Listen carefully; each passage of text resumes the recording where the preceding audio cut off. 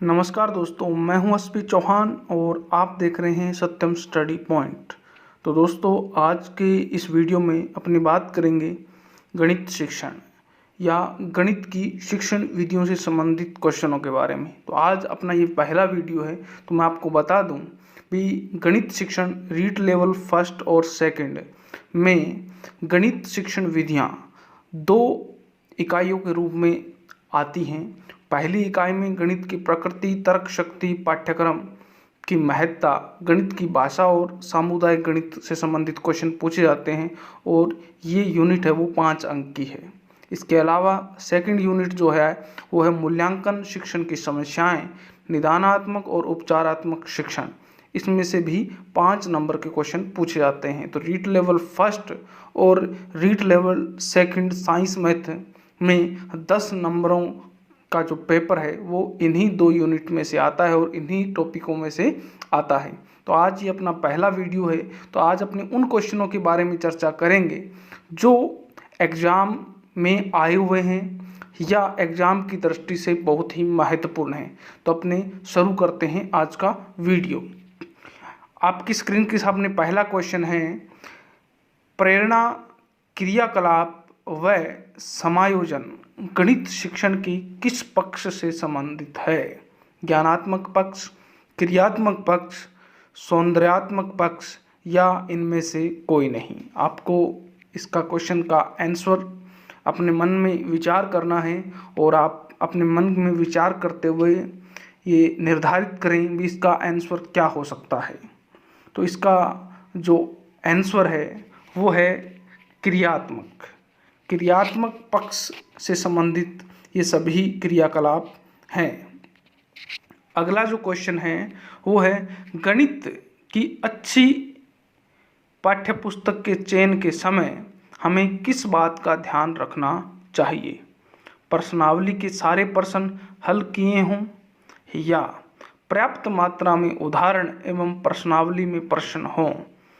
तीसरा जो ऑप्शन है वो है उदाहरण ज़्यादा तथा प्रश्नावली में प्रश्न कम हो या उदाहरण कम और प्रश्नावली में प्रश्न ज़्यादा हो। आप अपने आंसर को मनन कर लें। इसका जो सही आंसर है वो है पर्याप्त मात्रा में उदाहरण। पर्याप्त मात्रा में उदाहरण एवं प्रश्नावली में प्रश्न हों, क्योंकि वो ही पाठ्यपुस्तक अच्छी होगी जिसमें उदाहरण भी हों और प्रश्नावली में प्रश्न हों। पर्याप्त जितनी ज़रूरत है उतने ही उदाहरण हों, नहीं तो ज़्यादा हों और न ही कम। इसके बाद में अगला क्वेश्चन, विद्यार्थियों में रुचियों, संवेगों तथा मनोवृत्तियों का विकास गणित शिक्षण के किस पक्ष से संबंधित है?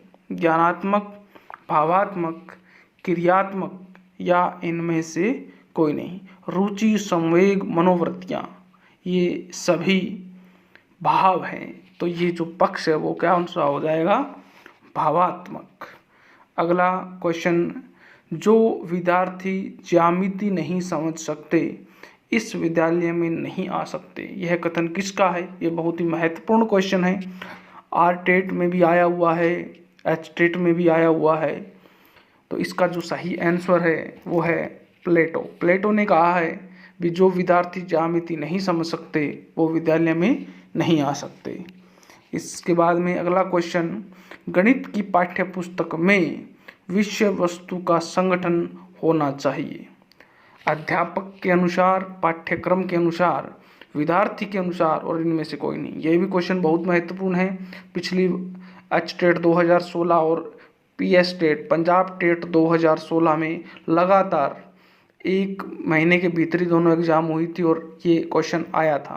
तो इसका जो सही आंसर है वो है पाठ्यक्रम के अनुसार ही विषय वस्तु का संगठन होना चाहिए। अगला क्वेश्चन, गणित सभ्यता का दर्पण है, यह कथन गणित के किस मूल्य से संबंधित है? सांस्कृतिक, अनुशासन संबंधी, सामाजिक संबंधी या उपरोक्त सभी? तो ये जो कथन है वो सांस्कृतिक भी है, अनुशासन संबंधी भी है और सामाजिक संबंधी भी है। तो इसका जो सही ऑप्शन है वो है उपरोक्त सभी। एक क्वेश्चन ये भी हो सकता है कि गणित सभ्यता का दर्पण है, ये कथन किसका है? तो ये कथन है वो हॉगवेन का है।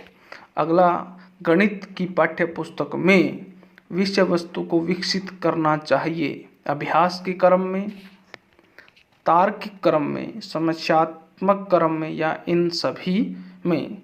तो इसका जो सही ऑप्शन है वो है तार्किक क्रम, क्योंकि गणित तार्किक होती है तो तार्किक क्रम में ही होना चाहिए। लीलावती पुस्तक किसने लिखी? आर्यभट्ट, ब्रह्मगुप्त, रामानुजन और भास्कराचार्य। तो इसका जो सही ऑप्शन है वो है भास्कराचार्य। अगला क्वेश्चन है, निम्न में से हार्डी रामानुजन संख्या है?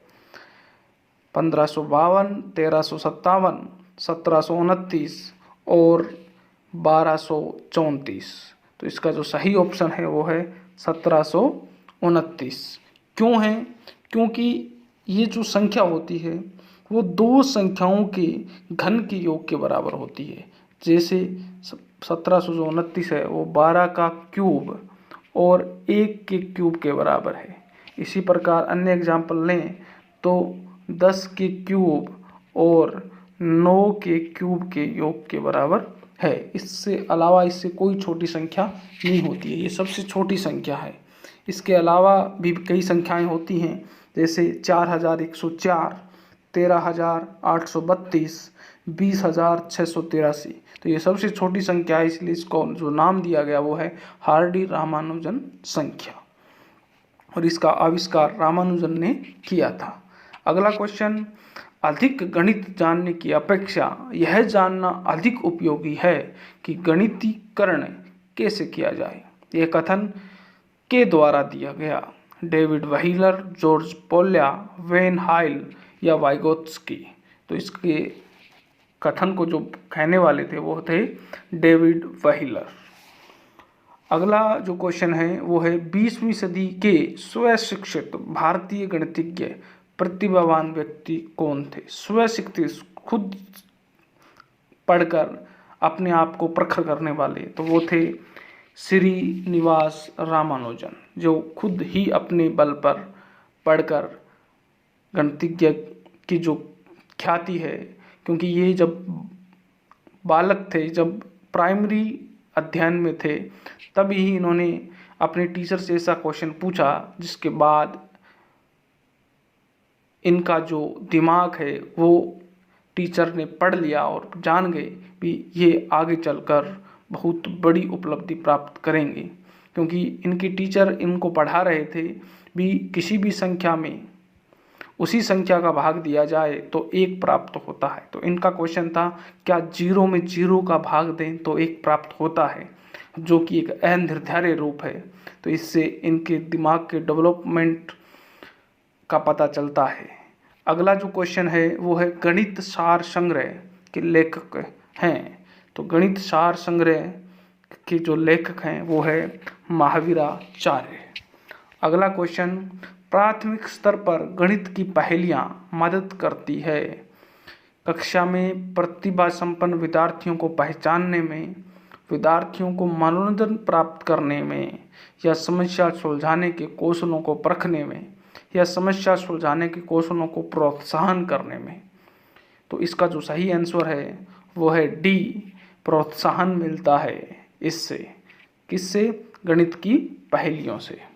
अगला क्वेश्चन, गणित का ज्ञान निश्चित तथा ठोस आधार होता है, यह कथन गणित की किस प्रकृति की ओर इंगित करता है? तो ये भी प्रकृति कौन सी है? तार्किक, क्योंकि गणित तार्किक होती है और प्रकृति भी इनकी क्या रहती है? तार्किक। प्राथमिक स्तर पर गणित का क्या महत्व है? सांस्कृतिक, सामाजिक, धार्मिक और मानसिक। तो ये इसका जो ऑप्शन डी सही है, मानसिक। तो दोस्तों, आपको ये वीडियो कैसा लगा? ऐसे ही और वीडियो अगर आप प्राप्त करना चाहते हैं तो हमारे चैनल को फॉलो करें इसकी PDF प्राप्त करने के लिए हमारे टेलीग्राम ग्रुप को ज्वाइन, डेली कैप्सूल के लिए हमारे FB पेज को भी फॉलो करें। ओके दोस्तों, फिर मिलते हैं एक नए वीडियो के साथ। जय हिंद।